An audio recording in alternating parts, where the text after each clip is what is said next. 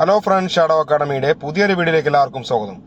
അപ്പോൾ സുഹൃത്തുക്കളെ, 16/8/2025 assistant present officer cum driver എന്ന ആ ഒരു പോസ്റ്റിലേക്ക് പരീക്ഷ നടന്നിട്ടുണ്ടായിരുന്നു. അപ്പോൾ അതിൻ്റെ PSCയുടെ ഭാഗത്തു നിന്നുള്ള ആദ്യത്തെ ആൻസർ കീ, അതായത് പ്രൊഫഷണൽ ആൻസർ കീയാണ് നമ്മൾ നോക്കാനായിട്ട് പോകുന്നത്. അതിൽ ഒന്നാമത്തെ ചോദ്യം എന്ന് പറയുന്നത്, ഏത് വിഭാഗവുമായുമാണ് മാർത്താണ്ഡവർമ്മ 1741 കുളച്ച യുദ്ധത്തിൽ ഏർപ്പെട്ടത് വെച്ചാൽ ഓപ്ഷൻ സി ആൻസർ പ്രകാരം ഡച്ചുകാരാണ് കേട്ടോ. രണ്ടാമത്തെ ചോദ്യം, ചൈനയിലെ ലോങ് മാർച്ച് താഴെ പറയുന്നവരിൽ ആരുമായി ബന്ധപ്പെട്ടിരിക്കുന്നു? ഓപ്ഷൻ ഡി മാവോ സേത്തുങ് ആണ്. മൂന്നാമത്തെ ചോദ്യം, വ്യാവസായിക വിപ്ലവത്തിന് നേതൃത്വം നൽകിയ യൂറോപ്യൻ രാജ്യം ഏതാണ്? ഓപ്ഷൻ ബി ബ്രിട്ടൻ ആണ് ഉത്തരം.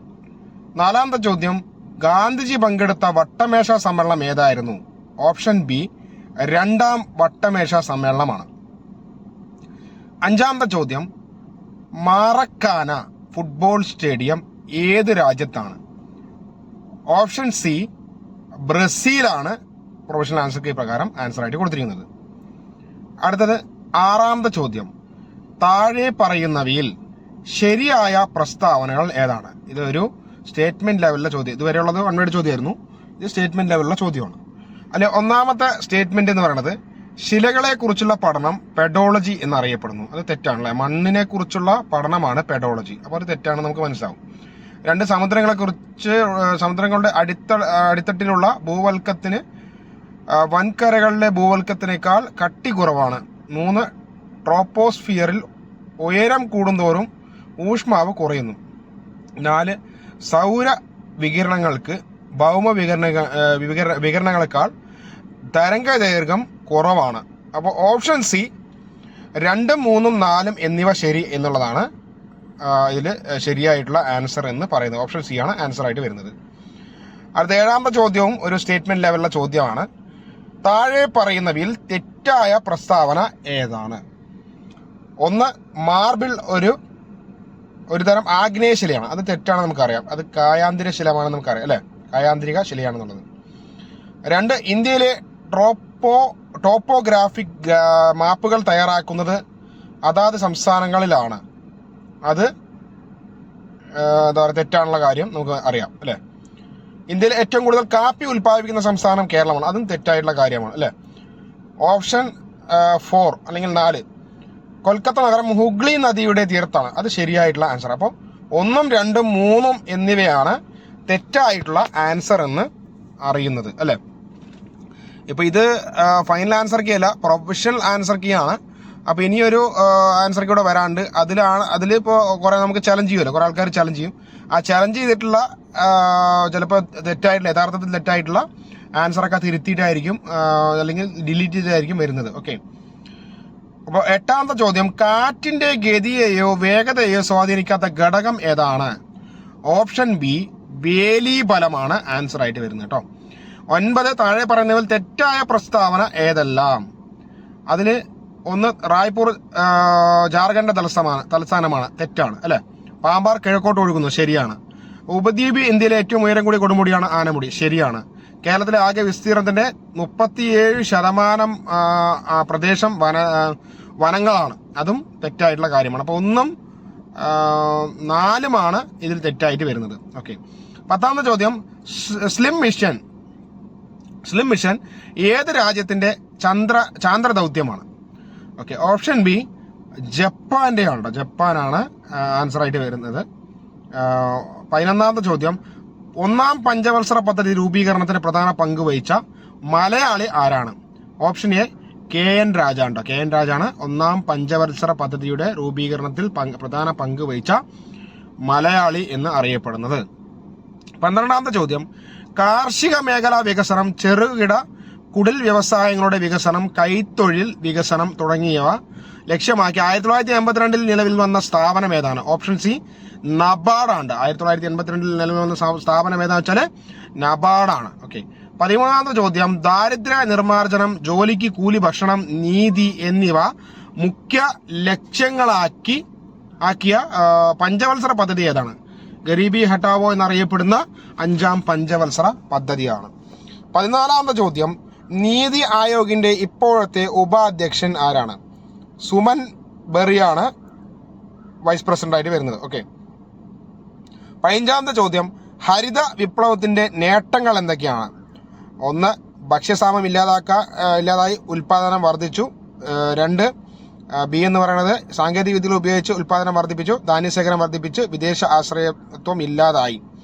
ഈ 3 ആൻസർ. അപ്പോൾ ഓപ്ഷൻ ഡി ആണ് ആൻസർ ആയിട്ട് വരുന്നത്. 16ാമത്തെ ചോദ്യം, ഇന്ത്യൻ ഭരണഘടന അമേരിക്കൻ ഭരണഘടനയിൽ നിന്നും കടമെടുത്തത് താഴെ തന്നിരിക്കുക ഏതെല്ലാമാണ് ചോദിച്ചാൽ 1, 3 അതായത് ഓപ്ഷൻ ബി ആണ് ആൻസർ വരുന്നത്. ഭരണഘടന പുനരവലോകനം എന്നിവയും അതേപോലെ തന്നെ സ്വതന്ത്ര നീതിന്യായ സംവിധാനവുമാണ്. ഓക്കെ, ഇനി 17ാമത്തെ ചോദ്യം, ഹൈക്കോടതികളുടെ റിട്ട് അധികാരം ഏതാണ് എന്ന് വെച്ചാൽ അനുച്ഛേദം ആർട്ടിക്കിൾ 226 നമ്മുടെ സുപ്രീം കോടതി ആണെങ്കിൽ ആർട്ടിക്കിൾ 32 ഓക്കെ, അപ്പോൾ ആൻസർ ഇതിൽ ഓപ്ഷൻ എ ആണ്. അതേപോലെ തന്നെ 18ാമത്തെ ചോദ്യം വരുന്നത്, മൗലിക കടമകൾ ഭരണഘടനയിൽ ചേർക്കപ്പെട്ട ഭേദഗതി ഏതാണ്? ഭേദഗതി 42 മൗലിക കടമകൾ എന്താ പറയുക കൂട്ടിച്ചേർക്കപ്പെട്ടത് 42 ഭേദഗതി പ്രകാരമാണ്. 19ാമത്തെ ചോദ്യം, ആനുപാതിക പ്രാതിനിധ്യം എന്നതുകൊണ്ട് ഉദ്ദേശിക്കുന്നത് എന്താണ്? ഓപ്ഷൻ സി എയും ഡിയുമാണ്. ജയിക്കാൻ ഭൂരിപക്ഷം വോട്ട് വേണം, വോട്ട് പാർട്ടിക്ക് എന്നുള്ളതാണ് ഇതിന്റെ ആൻസർ ആയിട്ട് വരുന്നത്. ഓക്കെ, 20ാമത്തെ ചോദ്യം വരുന്നത്, കൺകറന്റ് ലിസ്റ്റിൽ പെടാത്തത് താഴെ പറയുന്നവയിൽ ഏതൊക്കെയാണ്? ഓക്കെ, കൺകറന്റ് ലിസ്റ്റ് നമ്മുടെ 3 ലിസ്റ്റുകളുണ്ടല്ലോ,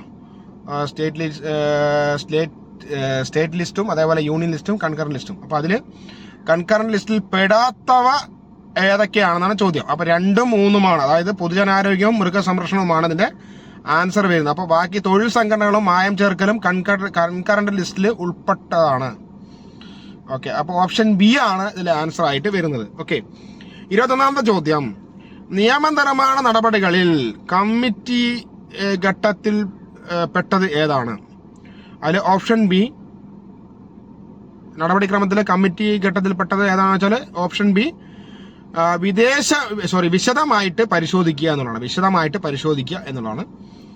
2ാമത്തെ ചോദ്യം വരുന്നത്, 2024 റിപ്പബ്ലിക് ദിന പരേഡിന്റെ തീം എന്താണ്?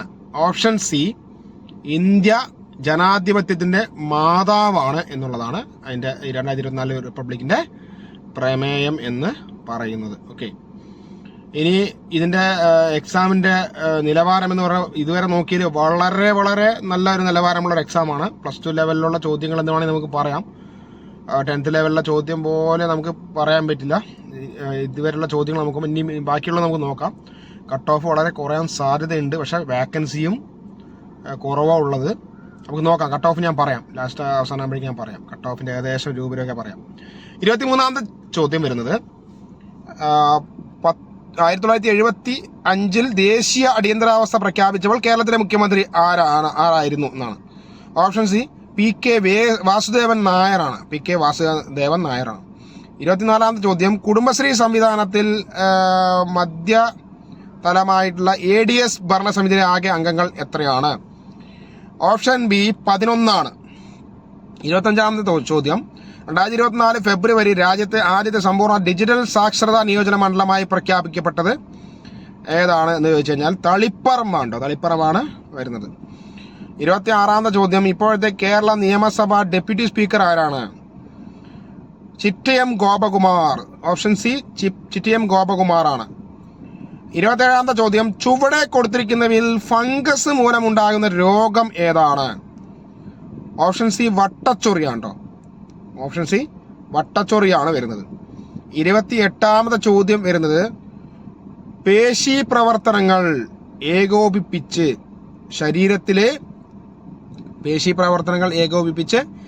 ശരീര തുലനില പരിപാലിക്കാൻ സഹായിക്കുന്ന തലച്ചോറിന്റെ ഭാഗം ഏതാണ്? അത് ഓപ്ഷൻ എ സെറിബെല്ലമാണ് വരുന്നത്. ഇനി ഇതിന്റെ കട്ട് ഓഫ് ഏകദേശം കുറച്ച് ചോദ്യങ്ങൾ ലൈറ്റ് ആയിട്ടുള്ള ചോദ്യങ്ങളാണ്, പക്ഷെ ചില ചോദ്യങ്ങൾ കുറച്ച് കടുകട്ടിയായിട്ട് ചോദിച്ചിട്ടുണ്ട്. അത് അത്യാവശ്യം പഠിച്ചവർക്ക് കിട്ടും. നമ്മുടെ എന്താ പറയുക, സൈക്കോളജി ചോദ്യങ്ങളും അത്യാവശ്യം നിലവാരമുള്ള ചോദ്യങ്ങൾ തന്നെയാണ്. അതുപോലെ പ്രിസണർ ആയിട്ടുള്ള ആ ചോദ്യങ്ങളും അത്യാവശ്യം നല്ല വകുപ്പുമായി ബന്ധപ്പെട്ട ചോദ്യങ്ങൾ അത്യാവശ്യം നല്ല നിലവാരമുള്ള ചോദ്യങ്ങൾ തന്നെയാണ്. അപ്പോൾ ഏതാണ്ട് 14 വേക്കൻസിയൊക്കെയാണ് ഞാൻ നോക്കിയത്. ഏകദേശം ഒരു NJDയും കയറി ജോലി വേണ്ട വെച്ച് പോകുന്ന ആൾക്കാർ ആ ലെവലൊക്കെ നമ്മൾ നോക്കുമ്പോൾ കട്ട് ഓഫ് ഒരു 60 to 70 നമുക്ക് പ്രതീക്ഷിക്കാം. 60 to 70 പ്രതീക്ഷിക്കാം. ഓക്കെ, വേക്കൻസിൻ്റെ കുറവുകൊണ്ടാണ് ഞാൻ അത്രയും പറഞ്ഞത്. 29ാമത്തെ ചോദ്യം, റെറ്റിനാൽ എന്ന പേരിൽ അറിയപ്പെടുന്ന വിറ്റാമിൻ ഏതാണ്? ഓപ്ഷൻ ബി വിറ്റാമിൻ എ ആണ് കേട്ടോ. 30 AI അധിഷ്ഠിത real time forest alert system ആരംഭിച്ച സംസ്ഥാനം ഏതാണ്? Option C മധ്യപ്രദേശാണ്. 31 ഒരു ഗ്ലാസ് ദണ്ട് സിൽക്ക് കൊണ്ട് ഉരസിയാൽ സംഭവിക്കുന്നത്? ഓപ്ഷൻ ബി സിൽക്കിന് ഇലക്ട്രോൺ നൽകുന്നു എന്നാണ്. 32ാമത്തെ ചോദ്യം, ഭ്രമണ ചലനപലനത്തോട് തുല്യമായത്? ഓപ്ഷൻ ഡി ടോർക്കാണ് വരുന്നത്. 33ാമത്തെ ചോദ്യം വരുന്നത്, ഏറ്റവും ഉയർന്ന വിശിഷ്ട താപധാരിതയുള്ള പദാർത്ഥത്തിന്റെ പേര് ഏതാണ്? ഓപ്ഷൻ സി ജലമാണ്. 34ാമത്തെ ചോദ്യം, ഹൈഡ്രജൻ സ്പെക്ട്രത്തിലെ ലെമൺ ശ്രേണി കാണപ്പെടുന്ന മേഖല ഏതാണ്? ഓപ്ഷൻ എ അൾട്രാവയലറ്റ് മേഖലയാണ്. 35ാമത്തെ ചോദ്യം, അമ്ലം എന്നാൽ ഹൈഡ്രജൻ അയോൺ ദാതാവ് എന്ന് ആശയം മുന്നോട്ട് വെച്ച ശാസ്ത്രജ്ഞൻ ആരാണ്? ഓപ്ഷൻ ബി അരീനിയസ് ആണ്.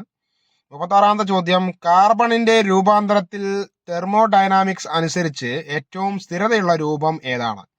ഓപ്ഷൻ സി ഗ്രാഫൈറ്റ് ആണ്. 37ാമത്തെ ചോദ്യം, കേരളത്തിലെ സാമൂഹിക രാഷ്ട്രീയ നാടക രംഗത്തെ പ്രശസ്ത കലാകാരി നിലമ്പൂർ ആയിഷയ്ക്ക് ലഭിച്ച അവാർഡുകൾ ഏതൊക്കെയാണ് എന്നാണ് ചോദ്യം. അതൊരു സ്റ്റേറ്റ്മെന്റ് ലെവലിലെ ചോദ്യമാണ്. അതിൽ ഓപ്ഷൻ ബി 1, 3, 4 എന്നിവയാണ് ശരി.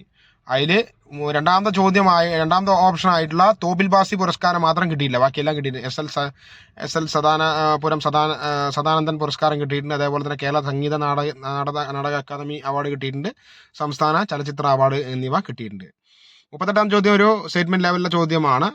ആത്മകഥകളുടെ പേരിൽ നൽകിയിരിക്കുന്ന ശരിയായ ജോഡി തിരഞ്ഞെടുക്കുക എന്നുള്ളതാണ്. അപ്പോൾ 1ഉം 4ഉമാണ്. സുനിൽ ഗവാസ്കർ സണ്ണി ഡേയ്സും അതേപോലെ സൈന നെഹ്വാളിന്റെ പ്ലേയിങ് ടു വിൻ എന്ന് പറയുന്നതും ശരിയാണ്. ബാക്കി രണ്ടും തെറ്റാണെന്നുള്ളതാണ്.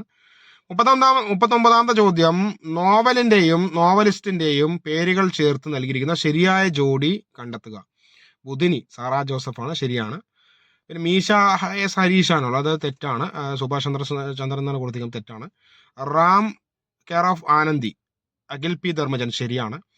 സമുദ്രശില എസ് ഹരീഷ് എന്ന് പറയുന്നതും തെറ്റാണ്. അപ്പോൾ അത് രണ്ടുമാണ് മറ്റേ മിസ് മാച്ചിങ് ആയി കൊടുത്തിരിക്കുന്നത്. അപ്പോൾ ഓപ്ഷൻ സി 1ഉം 3ഉമാണ് ആൻസർ ആയിട്ട് വരുന്നത്. ഓക്കെ, ഇനി 40ാമത്തെ ചോദ്യം, പ്രമുഖ സാമ്പത്തിക ശാസ്ത്രജ്ഞ പണ്ഡിതനായിരുന്ന ഡോക്ടർ M കുഞ്ഞാമന് സംബന്ധിച്ച് ശരിയായ പ്രസ്താവനകൾ ഏതെല്ലാം?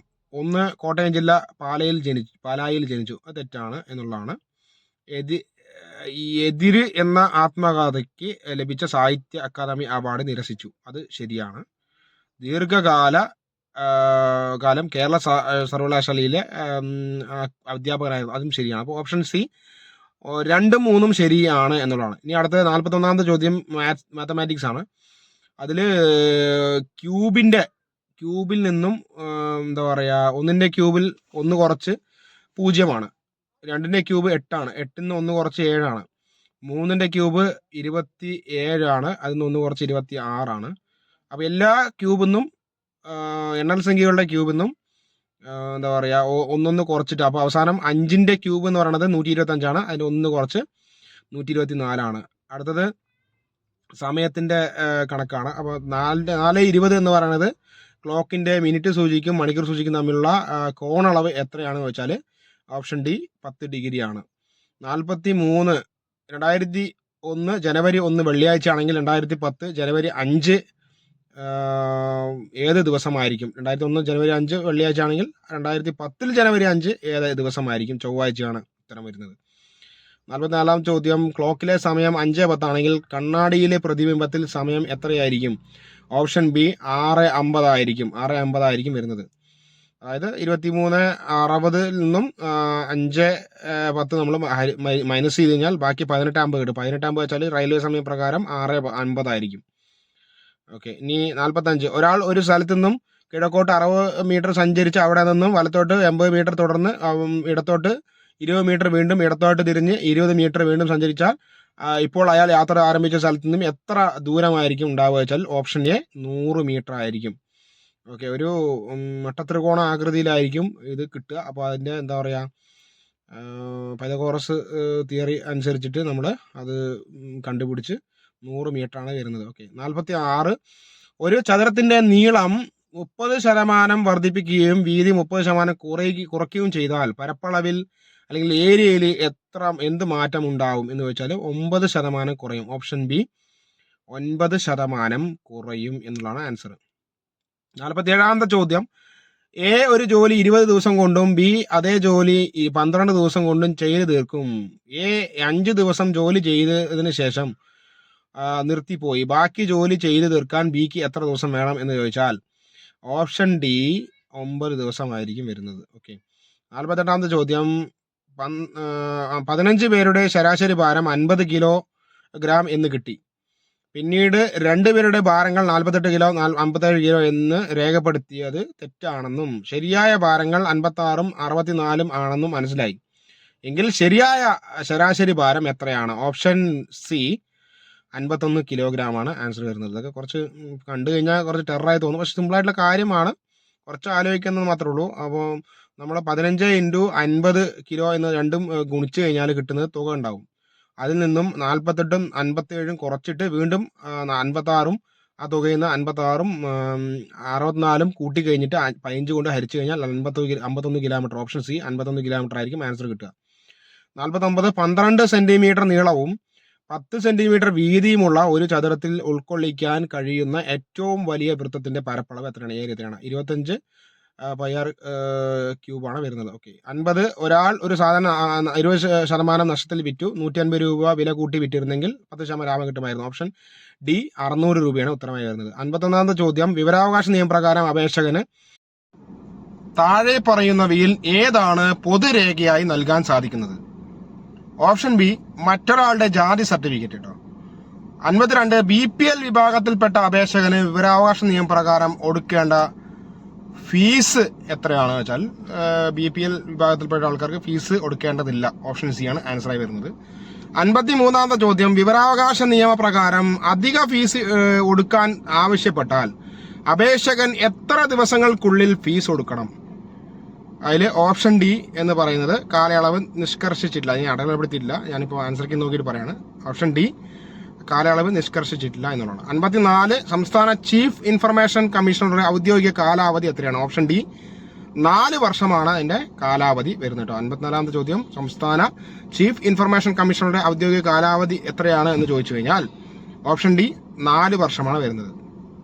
55ാമത്തെ ചോദ്യം വരുന്നത്, വിവരാവകാശ നിയമപ്രകാരമുള്ള അപേക്ഷകന് സ്വീകരിക്കുന്നതിന് വിസമ്മതിക്കുകയോ അപേക്ഷ സ്വീകരിക്കുന്നതിന് വിസമ്മതിക്കുകയോ നിർദ്ദേശിച്ചിട്ടുള്ള സമയപരിധിയിൽ വിവരം നൽകാതിരിക്കുകയോ അഥവാ അപേക്ഷ ഉത്തമ വിശ്വാസമില്ലാതെ നിഷേധിക്കുകയോ അഥവാ അറിഞ്ഞുകൊണ്ട് തെറ്റായതും പൂർണ്ണമായതും തെറ്റിദ്ധരിപ്പിക്കപ്പെടുന്നതുമായി നൽകുകയോ ചെയ്തു കഴിഞ്ഞാൽ അതിന് ഉദ്യോഗസ്ഥർക്ക് നിയമപ്രകാരം പരമാവധി ചുമത്തപ്പെടുന്ന പിഴ സംഖ്യ എത്രയാണ്? ഓപ്ഷൻ സി 25,000 രൂപയാണ് പിഴ ഈടാക്കുന്നത്. 56ാമത്തെ ചോദ്യം, സാർവദേശിക മനുഷ്യാവകാശ ദിനം ഡിസംബർ 10-ാം തീയതിയാണ്. 57ാമത്തെ ചോദ്യം, ദേശീയ മനുഷ്യാവകാശ കമ്മീഷൻ ചെയർപേഴ്സണായിട്ട് നിയമിക്കപ്പെടുന്ന വ്യക്തിയുടെ ഔദ്യോഗിക കാലാവധി 3 വർഷമാണ്. ഓപ്ഷൻ എ ആണ് ആൻസർ. 58ാമത്തെ ചോദ്യം, കസ്റ്റഡി മരണങ്ങൾ മണിക്കൂറിനുള്ളിൽ മനുഷ്യാവകാശ കമ്മീഷന്റെ മുമ്പാകെ ബന്ധപ്പെട്ട ഏജൻസികൾ റിപ്പോർട്ട് ചെയ്യണം. ഓപ്ഷൻ ബി 24 മണിക്കൂറിനുള്ളിൽ. അടുത്തത് 59ാമത്തെ ചോദ്യം, നെൽസൺ മണ്ടേല റൂൾ എന്ന് ഇപ്പോൾ അറിയപ്പെടുന്നത് പ്രമാണം. Option A 55 standard minimum rule for treatment of എന്താ പറയുക, അതാണ് ആൻസർ വരുന്നത്. മേലോട്ട് പോയി, അതുകൊണ്ടാണ് എനിക്ക് പറയാൻ പറ്റത്. 60ാമത്തെ ചോദ്യം, മനുഷ്യാവകാശ ലംഘനമായി ആകുന്നതിനായിട്ട് ആരോപിക്കപ്പെടുന്ന പ്രവൃത്തി ചെയ്ത തീയതി മുതൽ വർഷം കഴിഞ്ഞ ശേഷം ഒരു സംഗതിയിലും കമ്മീഷനോ സംസ്ഥാന കമ്മീഷനോ അന്വേഷണ വിചാരണ നടത്തുവാൻ പാടുള്ളതല്ല. അത് 1 വർഷം എന്നാണ് അതിന്റെ ആൻസർ ആയിട്ട് വരുന്നത്.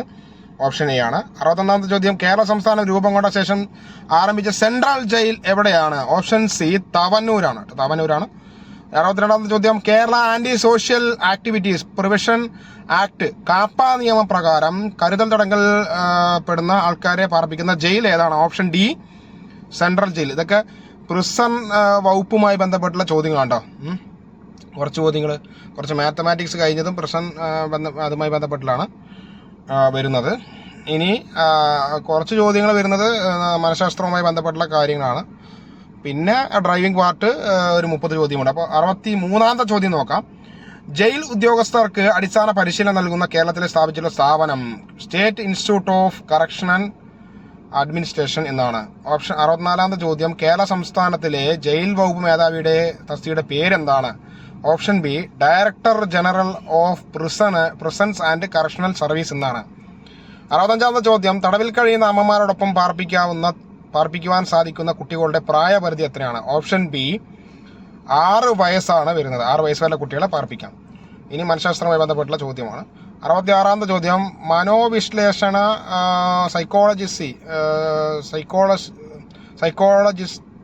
സൈക്കോ അനാലിസിസ് കേട്ടോ, പെട്ടെന്ന് ഞാൻ ശ്രദ്ധിച്ചില്ല, എന്ന മനോശാസ്ത്ര സിദ്ധാന്തം ആരുമായി ബന്ധപ്പെട്ടിരിക്കുന്നു?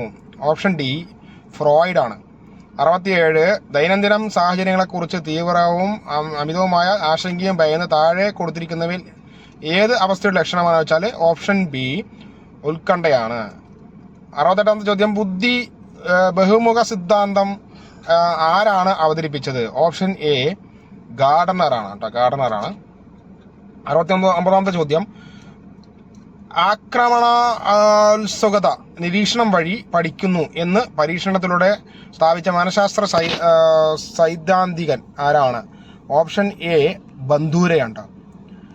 70ാമത്തെ ചോദ്യം. താഴെ കൊടുത്തിരിക്കുന്നവയിൽ ആന്തരിക അഭിപ്രേരണ അതിൽ പെട്ടത് ഏതാണ്? ഓപ്ഷൻ ഡി ആത്മസംതൃപ്തിയാണ്. ഓപ്ഷൻ ഡി ആത്മസംതൃപ്തിയാണ് ആൻസറായിട്ട് കൊടുത്തിട്ടുള്ളത് 70ാമത്തെ ചോദ്യം. ഇത് അത്യാവശ്യം നല്ല നിലവാരമുള്ള ഒരു ചോദ്യ പേപ്പർ തന്നെ കേട്ടോ.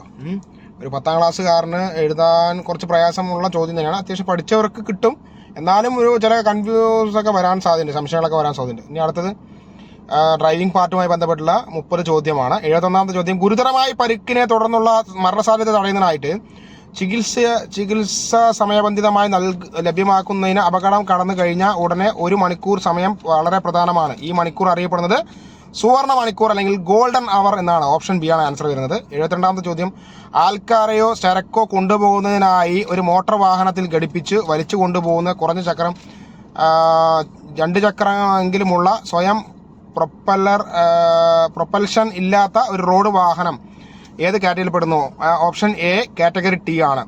73ാമത്തെ ചോദ്യം. ട്രാൻസ്പോർട്ട് വാഹനം ഓടിക്കുന്നുള്ള കുറഞ്ഞ പ്രായപരിധി? ഓപ്ഷൻ സി 20 വയസ്സ് വരെയാണ്. 74ാമത്തെ ചോദ്യം ഒരു സ്റ്റേറ്റ്മെന്റ് ചോദ്യമാണ്. ഡ്രൈവിംഗ് ലൈസൻസ് പുതുക്കുന്നതിനുള്ള ഫോം 1A നൽകേണ്ടി വരുന്നത് ഏത് കാറ്റഗറിപ്പെടുന്ന ആൾക്കാർക്കാണ്? Option D 1ഉം 3ഉമാണ്. അതായത് ട്രാൻസ്പോർട്ട് വാഹനം ഓടിക്കുന്നതിനുള്ള ഡ്രൈവിംഗ് ലൈസൻസ് പുതുക്കുമ്പോൾ 1A വേണം. അതേപോലെ തന്നെ മൂന്നാമത്തെ ഓപ്ഷൻ വരുന്നത് അപേക്ഷകൻ 40 വയസ്സ് പൂർത്തിയായിട്ടുണ്ടെങ്കിൽ ഫോം 1A വേണ്ടി വരും. ഓക്കെ. ഇനി 75ാമത്തെ ചോദ്യം.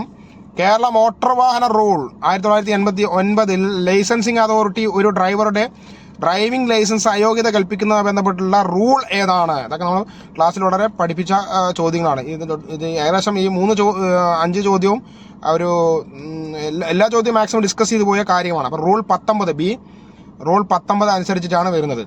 76ാമത്തെ ചോദ്യം വരുന്നത് ഒരു കോൺട്രാക്ട് ഗാരേജ് വാഹനത്തിൻ്റെ പെർമിറ്റിൻ്റെ കാലാവധി. ഇത് നമ്മൾ ക്ലാസ്സിൽ ഡിസ്കസ് ചെയ്തതാണ്. ഓപ്ഷൻ സി 5 വർഷമാണ്. 77ാമത്തെ ചോദ്യം. 6 വർഷം പഴക്കമുള്ള ഒരു ട്രാൻസ്പോർട്ട് വാഹനത്തിന് ലഭിക്കുന്ന ഫിറ്റ്നസ് സർട്ടിഫിക്കറ്റിൻ്റെ കാലാവധി? ഓപ്ഷൻ എ 2 വർഷമാണ്. 8 വർഷം വരെയുള്ള പുതിയ വാഹനങ്ങൾക്ക് 2 വർഷം ഞാൻ കഴിഞ്ഞ ക്ലാസ്സിലൂടെ ഡിസ്കസ് ചെയ്ത ഒരു സംഭവമാണ്. 78ാമത്തെ ചോദ്യം. മോട്ടോർ വാഹന ഡ്രൈവിംഗ് റെഗുലേഷൻ 2017 റൂൾ 3 എന്തുമായി ബന്ധപ്പെട്ടിരിക്കുന്നത്? പല പ്രാവശ്യം ഞാൻ പറഞ്ഞ സംഭവമാണ്. ഇന്ന റെഗുലേഷൻ പ്രത്യേകം എടുത്തു ചോദിക്കാൻ സാധ്യതയുണ്ടെന്ന് പറഞ്ഞിട്ടുണ്ട്. ഇതുവരെ അങ്ങനെ ചോദിച്ചിട്ടുണ്ടായിരുന്നില്ല, ഇത് ആദ്യമായിട്ടാണ്. ഓപ്ഷൻ എ മറ്റ് റോഡ് ഉപയോക്താക്കളുടെ പൊതുജനങ്ങളോടുമുള്ള ഡ്രൈവറുടെ കടമയെക്കുറിച്ച് അല്ലെങ്കിൽ ഉത്തരവാദിത്തത്തെക്കുറിച്ചുള്ള കാര്യമാണ് പറയുന്നത്. ഓക്കെ. ഇനി വരുന്ന പരീക്ഷകൾക്ക് അങ്ങനെയുള്ള ചോദ്യങ്ങളൊക്കെ പ്രതീക്ഷിക്കാം കേട്ടോ. എപ്പോഴും വരണമെന്നില്ല, സിമ്പിളായിട്ടുള്ള കാര്യങ്ങൾ ചിലപ്പോൾ ചോദിക്കാം. അത് സിമ്പിളായിട്ടുള്ള കാര്യമാണ്. അതേപോലെ തന്നെ ഇന്ന സംഭവം ഏത് റെഗുലേഷനിൽ പെടുന്നു വരെ ചോദിക്കാം. 79ാമത്തെ ചോദ്യം. പരസ്പരം കടന്നു പോകാൻ അസൗകര്യമുള്ള മൗണ്ടൻ റോഡുകളിലും കുത്തനെയുള്ള റോഡുകളിലും ഒരു വാഹനം കയറി വരുമ്പോൾ ഇറങ്ങി വരുന്ന വാഹനത്തിന് ഡ്രൈവർ ചെയ്യേണ്ട കാര്യം എന്താണ്? Option B 1ഉം 3ഉമാണ്. 1 എന്ന് വെച്ചാൽ ഇടതുവശം ചേർന്ന് ഒതുക്കി നിർത്തേണ്ടതാണ്. 3 കയറ്റം കയറി വരുന്ന വാഹനങ്ങൾക്ക് ആദ്യമായി കടന്ന് പോകാനുള്ള കയറ്റി വിടേണ്ടതാണ്. ഓക്കെ, ആദ്യമായിട്ട് കയറ്റി വിടേണ്ടതാണ്. 80ാമത്തെ ചോദ്യം. അത് സ്റ്റേറ്റ്മെൻറ്റ് ചോദ്യമായിരുന്നു 79ാമത്. 80ാം ചോദ്യം, 2 ചക്രത്തിൽ കൂടുതലുള്ള വാഹനം റോഡിൽ തടസ്സമാകുന്ന രീതിയിൽ ബ്രേക്ക് ഡൗൺ ആയാൽ ചെയ്യേണ്ട മുൻകരുതൽ. മുകളിൽ പറഞ്ഞവയെല്ലാം ആണ്. ഓപ്ഷൻ ഡി ആണ്. ഹസാർഡ് വാർണിംഗ് ലൈറ്റ് ഇടണം. അതേപോലെ തന്നെ ഹൈവേയിലെ മേജർ റോഡുകളാണെങ്കിൽ 50 മീറ്റർ പിന്നിലായിട്ട് റിഫ്ലക്റ്റീവ് ട്രയാങ്കിൾ വെക്കണം. വാഹനം കിടക്കുന്നതിന് വളവിലാണെങ്കിൽ വളവിന് മുന്നിലായിട്ട് റിഫ്ലക്റ്റിംഗ് ട്രയാങ്കിൾ സ്ഥാപിച്ചിരിക്കണം. ഓക്കെ. 81ാമത്തെ ചോദ്യം, താഴെ പറയുന്നതിൽ ഹാൻഡ് കൺട്രോൾ ഏതെല്ലാം? ഇത് കഴിഞ്ഞ ക്ലാസ്സിൽ ഡിസ്കസ് ചെയ്തൊരു കാര്യമാണ്. ക്ലാസ്സിലുള്ള ആൾക്കാർക്ക് മനസ്സിലാവും. 1ഉം 4ഉമാണ് ആൻസർ വരുന്നത്. അത് കൈകൊണ്ട് പ്രവർത്തിക്കുന്ന കാര്യങ്ങളാണ്. അതിൽ 1 വൈപ്പറും 4 ഇഗ്നീഷ്യനുമാണ്. 82ാമത്തെ ചോദ്യം, ഒരു ഡ്രൈവർക്ക് ഉണ്ടാകേണ്ട ഉത്തരവാദിത്വം ഏതെല്ലാം എന്നുള്ളതാണ്. Option D 1ഉം 4ഉമാണ്. 1 മറ്റു റോഡ് ഉപയോക്താക്കളുടെ സുരക്ഷയെക്കുറിച്ച് കരുതൽ, 4 ഡിഫൻസീവ് ഡ്രൈവിംഗ് എന്നുള്ളതാണ്. 83, താഴെ പറയുന്നവയിൽ ഏത് വാഹനത്തിനാണ് റോഡിൽ മുൻഗണന നൽകേണ്ടത്? ഓപ്ഷൻ സി ആംബുലൻസ് ആണ്. 84ാമത്തെ ചോദ്യം, താഴെ പറയുന്നവയിൽ ഏതെല്ലാമാണ് ഡിഫൻസീവ് ഡ്രൈവിംഗിൽ ടെക്നിക്കൽ എന്ന് പറയുന്നത്? അതിൽ ഓപ്ഷൻ എ ജഡ്ജ്മെന്റ്, ആന്റിസിപ്പേഷൻ, അതേപോലെ എസ്കേപ്പ് റൂട്ട്, ഇവയെല്ലാമാണ്. ഓപ്ഷൻ ഡി ആണ് ആൻസർ ആയിട്ട് വരുന്നത്. 85, MSM എന്ന് പറഞ്ഞാൽ എന്താണ്? Option C mirror signal manoeuvre എന്നാണ്. ഓപ്ഷൻ സി ആണ്. 86ാമത്തെ ചോദ്യം, കേരളത്തിലെ 4 വരി ഇല്ലാത്ത സ്റ്റേറ്റ് ഹൈവേകളിൽ ഒരു ചരക്ക് വാഹനത്തിൽ നിയമപരമായി സഞ്ചരിക്കാൻ കഴിയുന്ന പരമാവധി വേഗത എത്രയാണ്? ഓപ്ഷൻ സി മണിക്കൂറിൽ 65 കിലോമീറ്ററാണ് വരുന്നത്. ഓക്കെ.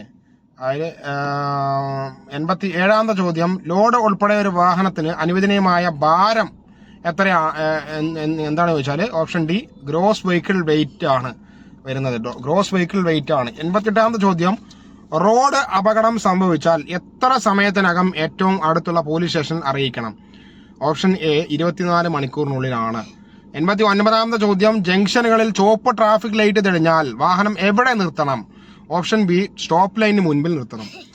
90ാമത്തെ ചോദ്യം, ഒരു പ്രായപൂർത്തിയാകാത്ത ഒരു വ്യക്തി ഡ്രൈവിംഗ് ലൈസൻസ് കരസ്ഥമാക്കാതെ പൊതുസ്ഥലത്ത് മോട്ടോർ വാഹനം ഡ്രൈവ് ചെയ്താൽ വാഹന ഉടമ രക്ഷാകർത്താവിന് നൽകേണ്ട അല്ലെങ്കിൽ രക്ഷാകർത്താവ് നൽകേണ്ട പിഴ എത്രയാണെന്ന് വെച്ചാൽ ഓപ്ഷൻ ഡി 25,000 രൂപയാണ് വരുന്നത്.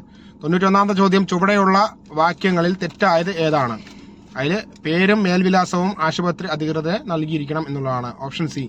ഇതൊരു നല്ല സമരിയാൻ്റെ പ്രവർത്തനവുമായി ബന്ധപ്പെട്ടുള്ള കാര്യമാണ്. ഈ അപകടത്തിൽപ്പെട്ട ആൾക്കാരെ സംരക്ഷിക്കുന്ന ആൾക്കാരല്ല, ഒരു കാര്യമാണ്. 92ാമത്തെ ചോദ്യം വരുന്നത്, 3 വയസ്സ് പ്രായമുള്ള കുട്ടിയുമായി മോട്ടോർ സൈക്കിളിൽ യാത്ര ചെയ്യുന്ന ആൾക്കാരുടെ കാര്യമാണ്. അപ്പോൾ ഓപ്ഷൻ ബി സേഫ്റ്റി ഹാർനസ് ഉപയോഗിക്കണം എന്നുള്ളതാണ്. 93ാമത്തെ ചോദ്യം, താഴെ പറയുന്ന വാക്യങ്ങളിൽ ശരിയായത് ഏതാണ്? അതിൽ സ്വയം ഓപ്ഷൻ സി ആണ് അതിൻ്റെ ആൻസർ ആയിട്ട് വരുന്നത് കേട്ടോ. സ്വയം വിറ്റ്നസ് ആകാനും ഇരിക്കാനും സാധിക്കും എന്നുള്ളതാണ്. അതും സമരവുമായി ബന്ധപ്പെട്ടാണ്. 94, മോട്ടോർ വാഹന നിയമപ്രകാരമുള്ള കുറ്റത്തിന് പിഴയിടുന്നത്? ഓപ്ഷൻ ഡി ഈ ചലാൻ മുഖേനയാണ്. നമ്മുടെ പോസ്റ്റ് മെഷീൻ ഉപയോഗിച്ചുകൊണ്ടുള്ള സംഭവമില്ല, അതാണ് ഉദ്ദേശിക്കുന്നത്. 95, രേഖകൾ പിടിച്ചെടുക്കാൻ അധികാരമുള്ള ഓഫീസർമാരാണ് പോലീസ് ഉദ്യോഗസ്ഥൻ, AMVA, സംസ്ഥാന സർക്കാർ നിയോഗിച്ച ഉദ്യോഗസ്ഥൻ. എയും ബിയും ശരിയെന്നാണ് ആൻസർ വരുന്നത്. ഓപ്ഷൻ ഡി ആണ് ആൻസർ വരുന്നത്. 96, വാഹനത്തിൽ ഫാസ്ടാഗ് പതിക്കേണ്ടത് എവിടെയാണ്? ഓപ്ഷൻ എ വിൻഡ് സ്ക്രീൻ ആണ്, അതായത് മുൻവശത്തെ ഗ്ലാസ്സിലാണ്. 97ാമത്തെ ചോദ്യം, സ്പീഡ് ഗവർണർ ആവശ്യമില്ലാത്ത വാഹനങ്ങൾ ഏതാണ്? Option D fire tender, quadricycle, ambulance എന്നാണ്. 98ാമത്തെ ചോദ്യം വരുന്നത്, ഒരു മോട്ടോർ വാഹനത്തിൽ നിന്ന് പുറപ്പെടുവിക്കുന്ന പരമാവധി ശബ്ദത്തിന്റെ നിയന്ത്രണം ഏതാണ്? അല്ല, ഓപ്ഷൻ ഡി എല്ലാ മോട്ടോർ വാഹനത്തിലും ബാധകമാണ് എന്നുള്ളതാണ്. ഓക്കെ. 99ാമത്തെ ചോദ്യം, ഹസാർഡ്സ് ഗുഡ്സ് വാഹനത്തിൽ ഉണ്ടായിരിക്കേണ്ടത് എന്തെല്ലാം എന്നാണ് ചോദ്യം? Option B fire extinguisher, emergency information panel and VLTD എന്നുള്ളവയാണ്. 100ാമത്തെ ചോദ്യം, ഹസാർഡ് ഗുഡ്സ് വാഹനങ്ങളിലെ ഗ്ലാസ് ലേബലിന്റെ വലിപ്പം എന്ന് പറയുന്നത് ഹസാർഡ്സ് ഗുഡ്സിൽ എന്നിട്ട് നമ്മുടെ ഗ്ലാസ് ലേബിൾ എന്ന് വെച്ചാൽ ഒരു ട്രയാങ്കിൾ എന്ന് പറയാൻ പറ്റുമോ എന്നറിയില്ല. ആ ഒരു ത്രികോണാകൃതിയുള്ള ഒരു ലേബിളില്ലേ, ഒരു ചുവന്ന കളറുള്ള ലേബിൾ, ആ ഒരു ലേബിളാണ് ഉദ്ദേശിക്കുന്നത് കേട്ടോ. അതിൽ ഓപ്ഷൻ ബി 250 mm സ്ക്വയർ എന്നാണ് അതിൻ്റെ വരുന്നത്. ഓക്കെ. 100 ചോദ്യങ്ങൾ നിങ്ങൾ നോക്കുക. ചലഞ്ച് ചെയ്യാനുണ്ടെങ്കിൽ ചലഞ്ച് ചെയ്യുക, പ്രൊഫൈൽ മുഖാന്തരം ചലഞ്ച് ചെയ്യാം. അതിന് പ്രത്യേകിച്ച് ഫീസൊന്നുമില്ല. നിങ്ങൾക്ക് ഇനിയിപ്പോൾ വല്ല ആൻസർ കീയൊക്കെ വന്ന ശേഷം, റാങ്ക് ലിസ്റ്റ് വന്ന ശേഷം നിങ്ങൾക്ക് വല്ല മാർക്ക് കുറഞ്ഞിട്ടുണ്ടെങ്കിൽ നിങ്ങൾക്ക് അതിൻ്റെ ഫീസ് അടച്ച് റീവാല്യുവേഷനും അതേപോലെ തന്നെ OMR കോപ്പിക്കും അപേക്ഷിക്കാനായിട്ട് പറ്റും. അപ്പോൾ എന്തായാലും ഇനി അടുത്ത 26-ാം തീയതി ഒരു LDV HDV ഫോറസ്റ്റ് ഡ്രൈവർ അതേപോലെ തന്നെ കമ്പനി ബോർഡ് കോർപ്പറേഷൻ്റെ ഡ്രൈവർ ഒരു പൊതുപരീക്ഷ ഉണ്ട്. അതിൻ്റെ ആൻസർ കീ നമുക്ക് നോക്കാം. ഞാനിപ്പോൾ ആൻസർ കീ ചെയ്യാത്ത കാരണം എന്താ വെച്ചാൽ PSCയുടെ പ്രൊവിഷണൽ ആൻസർ കീ ആണ് നമുക്ക് ഏറ്റവും നല്ലത്. പല ആൾക്കാരും പല ആൻസർ കീയും വെച്ച് പറയുമ്പോൾ നമുക്കത് ചിലപ്പോൾ തെറ്റുകൾ വരാം, ചിലപ്പോൾ നമുക്ക് മാനസിക പ്രയാസം ഉണ്ടാക്കാം. അതുകൊണ്ടാണ് ഞാൻ ചെയ്യാത്തത്. ഇനിയിപ്പോൾ അതേപോലെ തന്നെയാണ് അടുത്ത എക്സാമിന് വരുന്നത്. ഞാൻ ഈ എക്സാം എഴുതിയിട്ടുണ്ടായിരുന്നു, എനിക്ക് അത്യാവശ്യം ടൈറ്റുള്ള പോലെ തന്നെ തോന്നിയത്. അപ്പോൾ എന്തായാലും എല്ലാവർക്കും ഗുഡ് ബൈ.